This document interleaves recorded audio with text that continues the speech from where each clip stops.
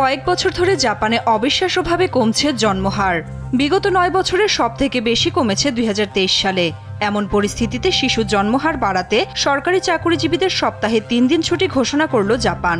পাশাপাশি তরুণ-তরুণীদের বিয়েতে উদ্বুদ্ধ করা ও সন্তান জন্মাতে যে খরচ তা বহন করারও প্রতিশ্রুতি দিয়েছে দেশটির সরকার। সম্প্রতি টোকিওর গভর্নর ইউরিকো কোইকে এক নীতি নির্ধারণী বক্তৃতায় এই সিদ্ধান্তের কথা জানান। বলেন, আগামী এপ্রিলে কার্যকর হবে এ নিয়ম।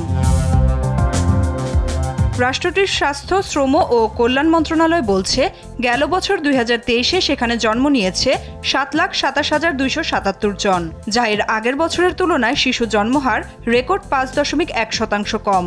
এর ফলে প্রজনন হার 1.2% নেমে এসেছে, যেখানে জনসংখ্যা স্থিতিশীল রাখতে প্রয়োজন 2.1% প্রজনন হার।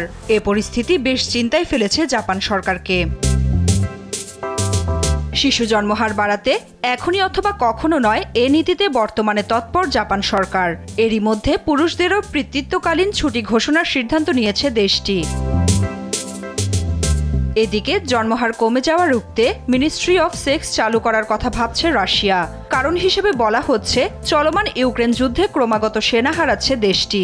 তাই জনবল সংকটে পড়তে পারে, সেই ভাবনা থেকে আগামে উদ্যোগ নেয়ার চিন্তা করছে রাশিয়ার নীতি নির্ধারণীরা। অন্যদিকে মারাত্মকভাবে শিশু জন্মহার কমে যাওয়ায় ও বয়স্ক জনসংখ্যার চ্যালেঞ্জ মোকাবেলায় সম্প্রতি দুশ্চিন্তায় পড়ে দক্ষিণ কোরিয়া। বিষয়টিকে জরুরি অবস্থা হিসেবে বিবেচনা করে তারা।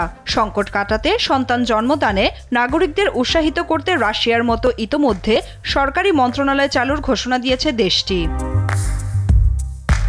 বাংলাদেশ, ভারত ও নাইজেরিয়ার মতো দেশগুলো ক্রমবর্ধমান জনসংখ্যা ঠেকাতে যখন প্রবলভাবে হিমশিম খাচ্ছে, তখন ক্রমশই কমতে থাকা শিশু জন্মহার বাড়াতে জাপান, দক্ষিণ কোরিয়া ও রাশিয়ার মতো দেশগুলোর এমন অভিনব উদ্যোগ নিকট ভবিষ্যতে কতটা সফল হবে সেটাই এখন দেখার অপেক্ষায়।